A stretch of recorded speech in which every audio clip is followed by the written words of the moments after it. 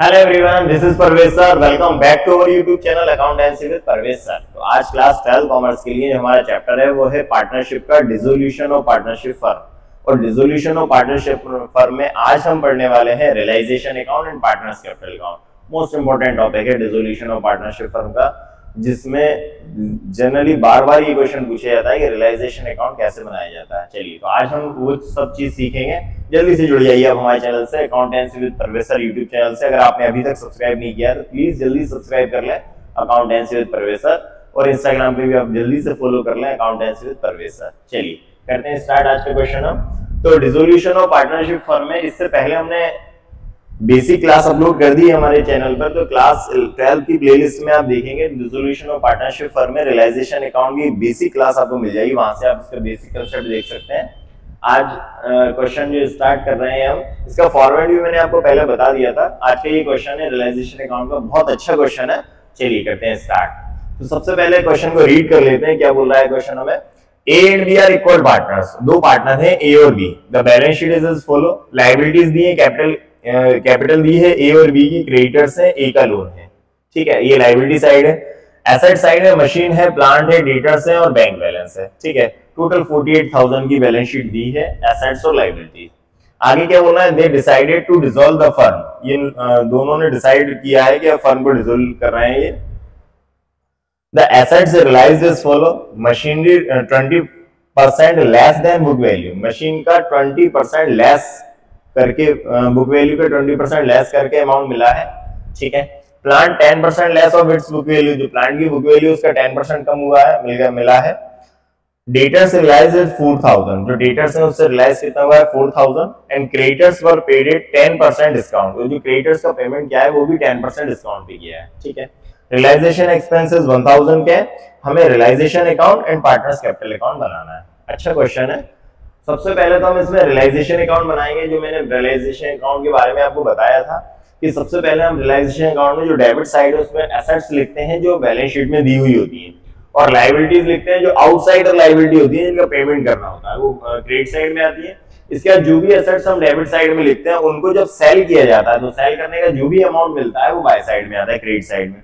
और लायबिलिटीज जो हमने क्रेडिट साइड में लिखी है इनका जो भी पेमेंट किया जाएगा वो कहाँ किया जाएगा, डेबिट साइड में किया जाएगा। ठीक है, तो सबसे पहले क्या होता है रियलाइजेशन अकाउंट के डेबिट साइड में एसेट्स लिख ली जाती हैं। तो एसेट्स कौन कौन सी, कैश या बैंक को छोड़कर, मतलब कैश और बैंक को आपको नहीं लिखना है, इसके अलावा जो भी एसेट्स दी है हमारी बैलेंस शीट में वो हम यहाँ पर लिख लेंगे। तो सबसे पहले दिया हुआ है मशीनरी, तो यहाँ लिखेंगे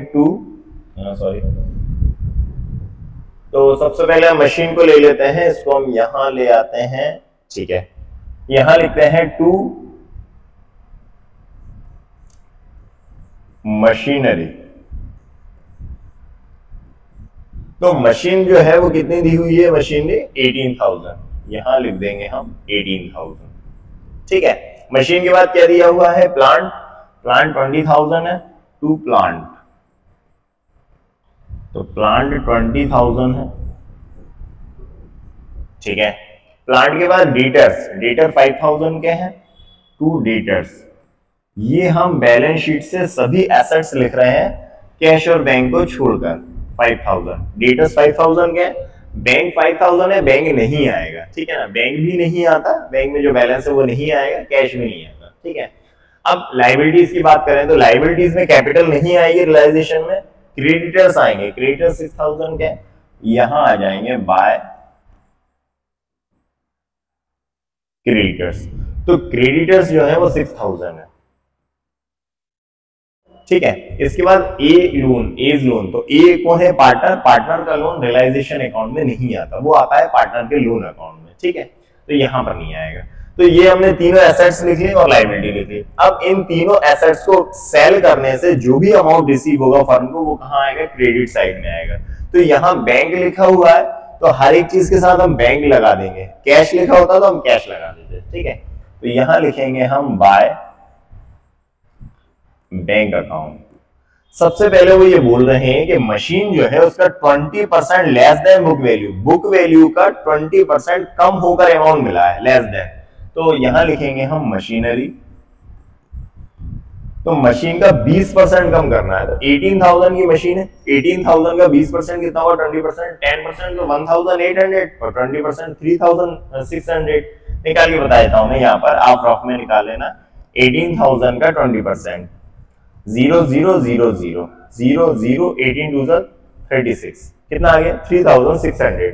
अब हम क्या करेंगे, इस 18,000 में से ये 3,600 माइनस कर देंगे। 0 0 4 4 1 14,400।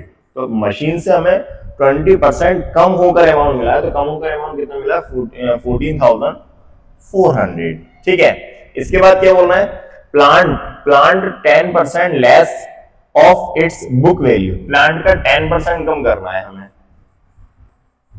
प्लांट, तो जो प्लांट है वो प्लांट कितने का है 20,000 का है। अब 20,000 का कितना परसेंट कम करेंगे हम 10%। तो 20,000 का 10% कितना हो जाएगा 2,000 हमने कम कर दिया तो कितना आ जाएगा 18,000। ये हमने प्लांट का 10% कम कर दिया। ठीक है, डेटर्स से रियलाइज हुए 4,000, डेटर 5,000 के थे और डेटर से मिले कितने हैं 4,000। ठीक है, तो डेटर से हमें 4,000 अमाउंट रिसीव हो गया। इस तरह से हमें तीनों एसेट्स पे अमाउंट मिल गया है। इसका हम टोटल लगा लेते हैं 0 0 0 सॉरी 4 है 0 4। ठीक है ना, 8 4 12 12 4 16 पावर 1 2 3 36,400। ठीक है ना, तो 36,400 इनका तीनों का टोटल आ गया। अब हम क्या करेंगे, क्रेडिटर्स का पेमेंट करेंगे। तो पेमेंट कहां पर होगा, टू साइड में, डेबिट साइड में, तो टू बैंक अकाउंट।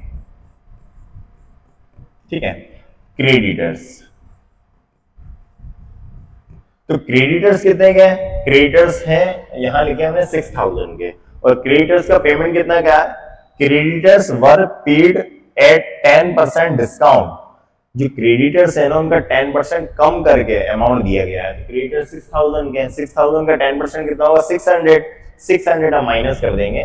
तो क्रेडिटर्स को कितना पेमेंट हो जाएगा 6,000 में से हमने 600 माइनस किया तो कितना आ गया 5,400। ठीक है, इसके बाद रियलाइजेशन के एक्सपेंसेस हैं। तो रियलाइजेशन के एक्सपेंसेस ले लेते हैं, कितना है 1,000 रियलाइजेशन एक्सपेंसेस हो गया। टोटल लगा दें हम 6,400। ठीक है ना, ये इस तरह से हमने क्या किया, ये जो तीनों एसेट्स थी मशीन, प्लांट और डेटर्स, इनको सेल करने से जो भी अमाउंट आया मशीन और प्लांट का वो हमने बाय साइड लिख दिया, और डेटर से हमें रियलाइज हुए 4,000। ठीक है, क्रेडिटर से हमारे 6,000 के थे, 6,000 का 10% बुक वैल्यू से लेस, सॉरी डिस्काउंट करा है, क्रेडिटर्स को डिस्काउंट करके पेमेंट किया है। तो क्रेडिटर 6,000 का 10% हमने माइनस किया 600, तो बचा 5,400, और रियलाइजेशन के एक्सपेंसेस थे 1,000। इस तरह से ये सभी चीजें हो गई हैं। अब हम लगाते हैं इसका टोटल।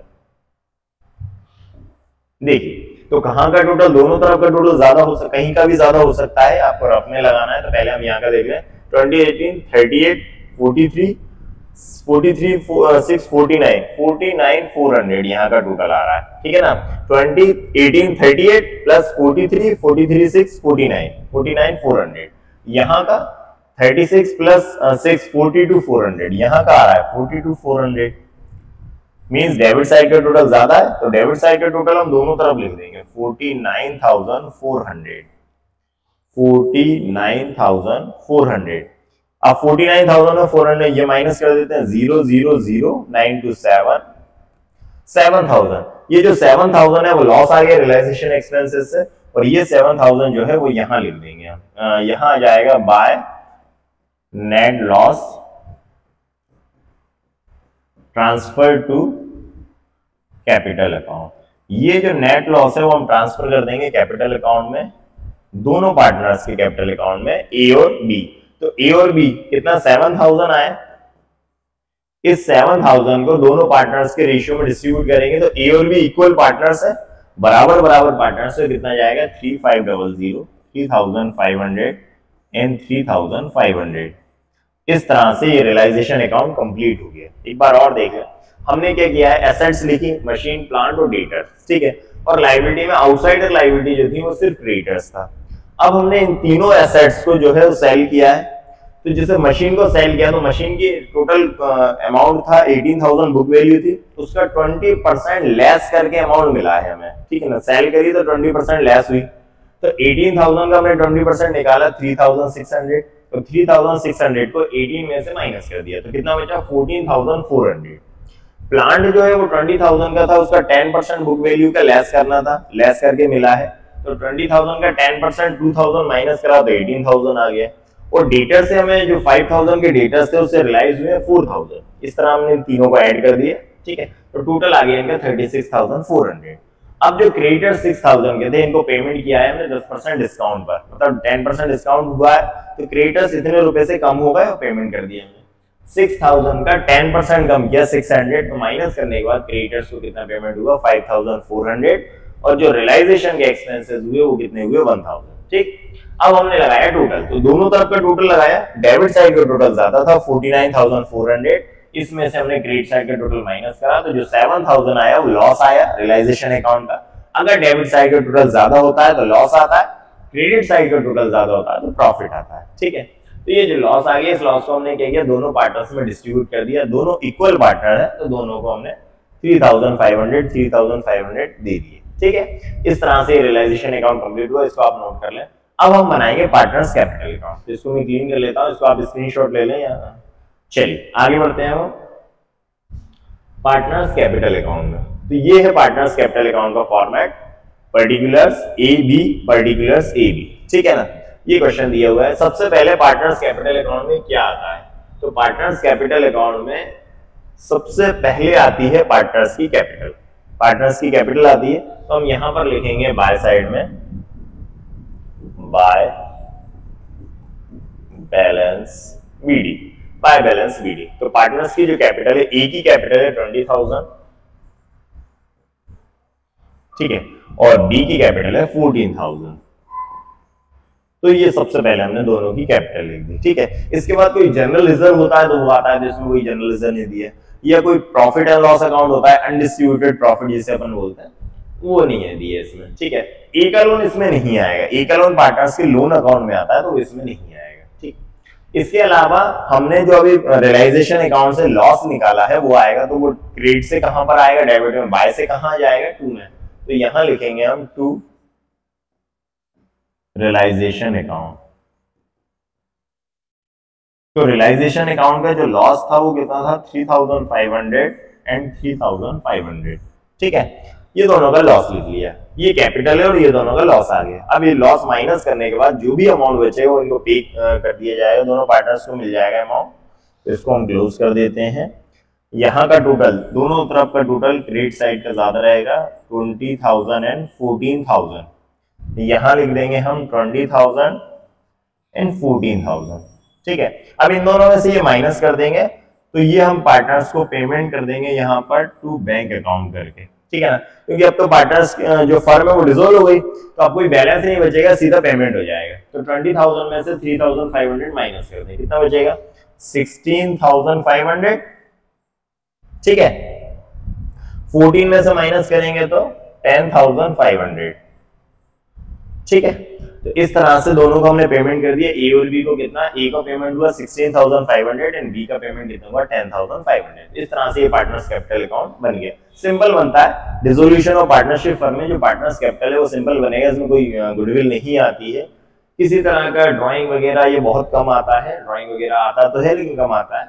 जनरली कैपिटल आती है, कोई जनरल रिजर्व आता है, कोई अनडिस्ट्रीब्यूटेड प्रॉफिट आता है, या रियलाइजेशन का प्रॉफिट या लॉस आता है और सीधे हम पेमेंट कर देते हैं इसमें, ठीक है। तो ये कंप्लीट हो गया, इसको आप नोट कर लें, इसका स्क्रीनशॉट ले लें, ठीक है ना।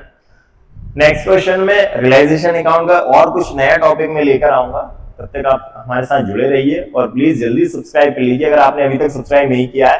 Accountancy with Parvez sir YouTube channel पे डेली हम वीडियो अपलोड करते हैं class 12 commerce and class 11 commerce के, अपने फ्रेंड्स में भी शेयर कीजिए। मिलता हूं मैं नेक्स्ट वीडियो में कुछ नए टॉपिक के साथ में, तब तक के लिए thank you and good bye.